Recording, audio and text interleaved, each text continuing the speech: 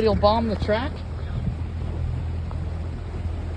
So there goes the trestle, which is kind of cool. So we thought we were going to have to go around the island, but here we are.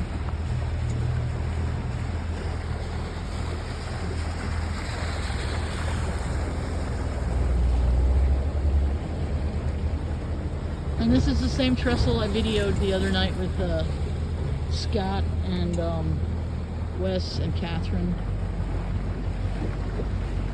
So there's the trestle.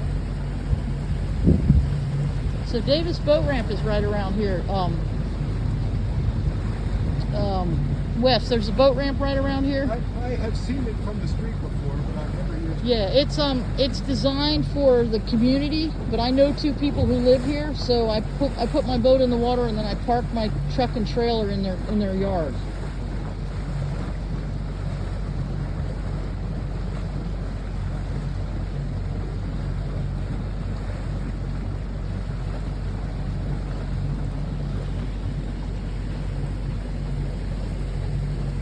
So that's not Beautiful Island and the dock on the right there. Where? On the right here with this dock. No. That's actually Riverside Drive. Yeah. If we were to pull in there, it's called Riverside Drive. That's part of Russell Park. That's where we were yesterday. At that lady's house. Except we were on Buena Vista, which is just right in there. So the boat ramp, where is the boat ramp?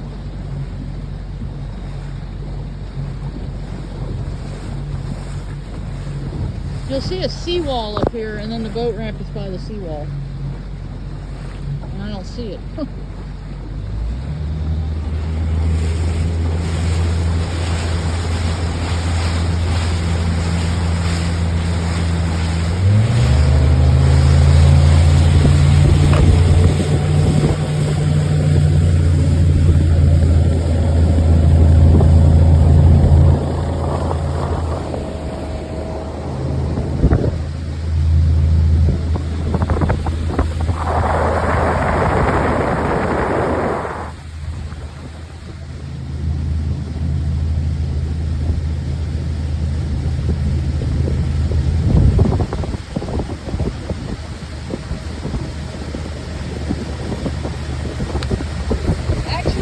Go on the other side of these, other side of this island to get into the other side where the boat ramp is. There's like a seawall along Riverside Drive. I forgot about that. You can't see the seawall.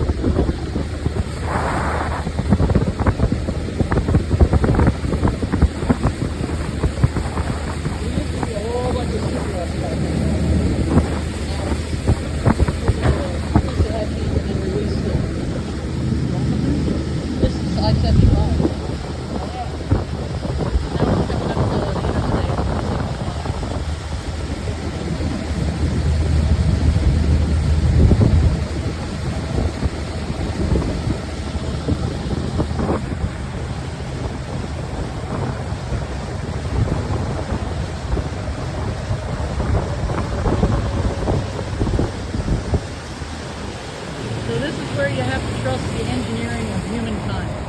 We are under the interstate, the I-75, with semis driving over us.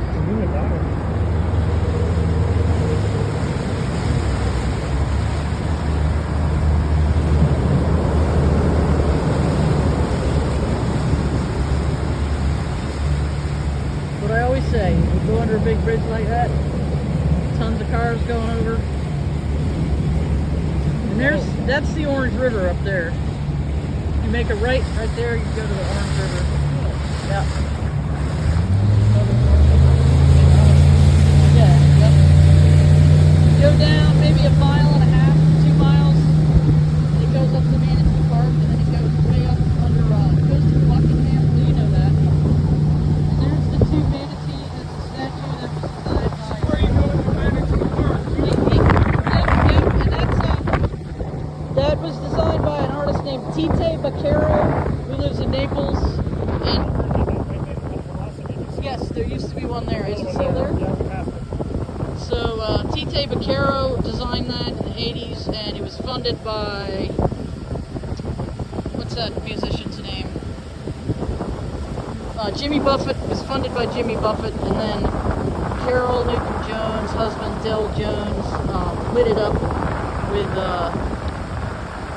solar panels or whatever. But it's gone into disrepair. Now a doctor owns it, and they're supposed to be taking care of it, but there's not a whole lot of interest in it now. We're doing a little there.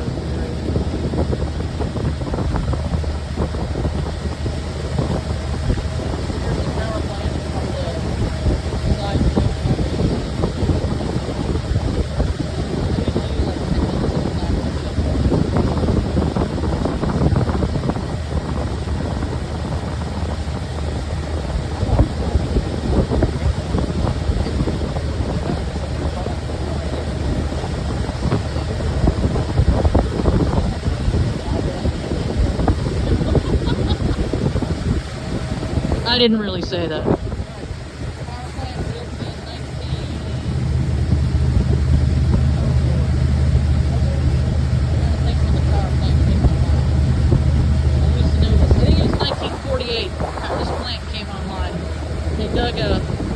Dug a canal right on the other side, and the canal leads to the Orange River. And the way it functions is there's an intake system here that brings water in, and it cools the engines or the towers of the power plant, and then it releases warm water.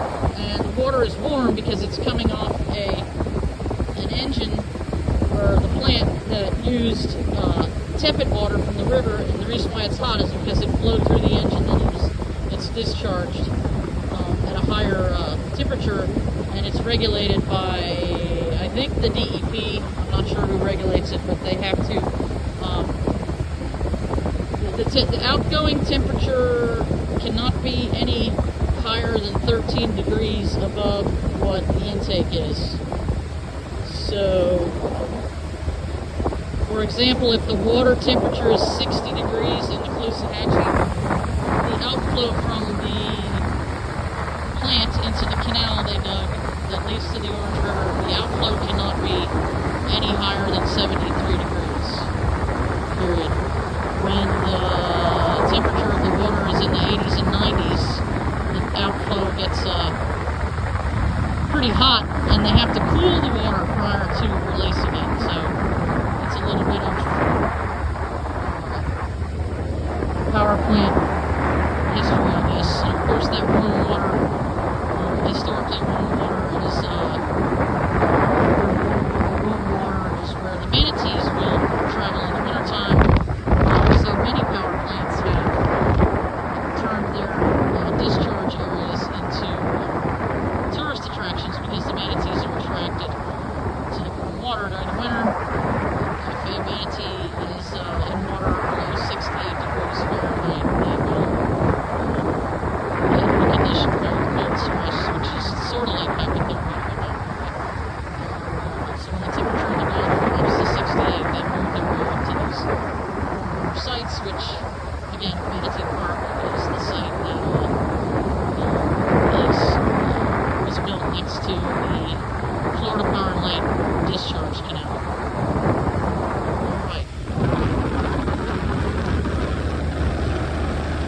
Continuing on, our destination today is Columbus G. McLeod Island, which is managed by Ding Garland. This will only be like my third time going on it. It's not a very big island, but it's worth taking a little trip on. So I'm going to close for now, and as we get closer, I'll pull up